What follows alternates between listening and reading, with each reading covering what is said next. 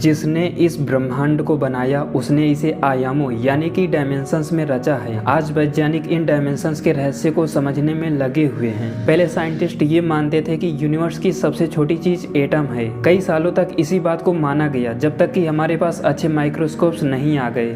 फिर फिजिक्स ने खोजा कि यूनिवर्स का सबसे सूक्ष्म मैटर इलेक्ट्रॉन है, लेकिन आगे चलकर ये भी प्रेडिक्शंस गलत सिद्ध हुआ और आज किसी एलिमेंट्री पार्टिकल्स को इटर्नल न मानकर साउंड या सूक्ष्म वाइब्रेशंस को फंडामेंटल माना जाने लगा है।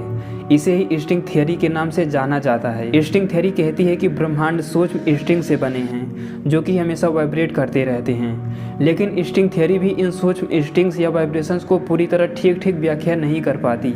फिर भी अनेक थ्योरेटिकल फिजिसिस्ट इस पर दिन रात रिसर्च कर रहे हैं। स्ट्रिंग थियरी 11 अलग अलग डायमेंशंस की चर्चा करती है, जिसमें 11वें डायमेंशंस में वो किसी क्रिएटर यानी चेतन पदार्थ की सत्ता को भी स्वीकार करती है।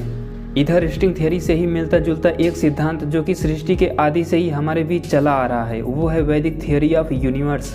हमारा ब्रह्मांड अरबों सालों पहले एक इटर्नल मैटर से शुरू हुआ था। उस अनादि पदार्थ में ना तो कोई चार्ज था, ना ही मास था, ना तो कोई फोर्स था और ना ही कोई टाइम, ना तो कोई एक्टिविटी थी और ना ही कोई वाइब्रेशन।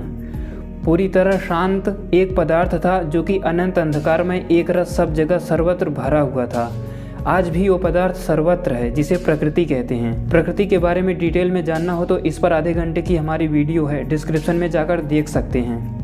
वैदिक साइंस कहता है कि वेद मंत्रों से ही पूरी सृष्टि बनी हुई है। जितने भी साउंड या वाइब्रेशंस आप सुनते हैं वे अक्षरों के ही रूप हैं, यानी वे साउंड स्वर या व्यंजनों के ही रूप होते हैं और इन अक्षरों का समूह ही वेद मंत्र है।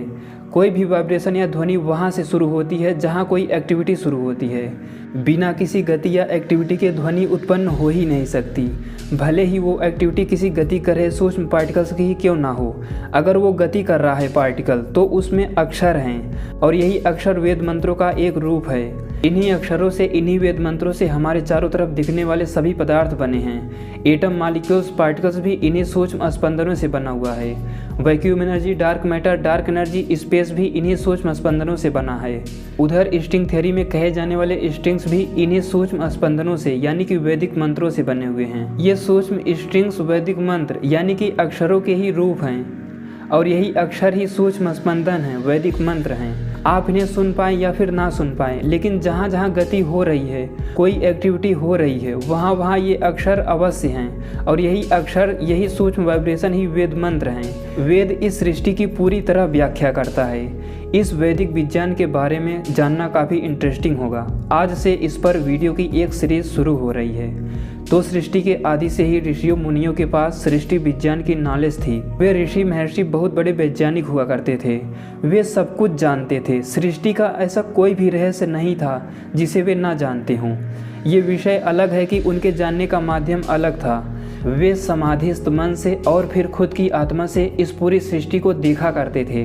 वैदिक विज्ञान एक विस्तृत सिद्धांत है जो धीरे धीरे करके आगे आपको बताया जाएगा। ये भी बताया जाएगा कि कैसे संस्कृत के अक्षर पूरी सृष्टि में भरे हुए हैं, अथवा कहें कि ये पूरी सृष्टि अक्षरों का ही समुदाय है और सृष्टि में जितने भी पदार्थ हैं उनके स्वाद, रंग, रूप, आकार आदि आप देखते हैं अथवा अनुभव करते हैं, ये सब अक्षरों से या कहें कि वैदिक मंत्रों के विशेष संयोग से ही बने हुए हैं। संस्कृत के नियमों से बने हुए हैं और संस्कृत ईश्वरीय भाषा है। सृष्टि का एक एक पदार्थ सूक्ष्म स्पंदनों से, स्वर और व्यंजनों से बना हुआ है, जिन्हें हमारे ऋषि महर्षि तत्वतः जाकर देखा करते थे। कुछ ही दिनों में फिर से सब कुछ वैदिक विज्ञान के माध्यम से संसार के सामने स्पष्ट होने वाला है। तो वीडियो को देखते रहें और चैनल को लाइक, सब्सक्राइब करना ना भूलें। धन्यवाद।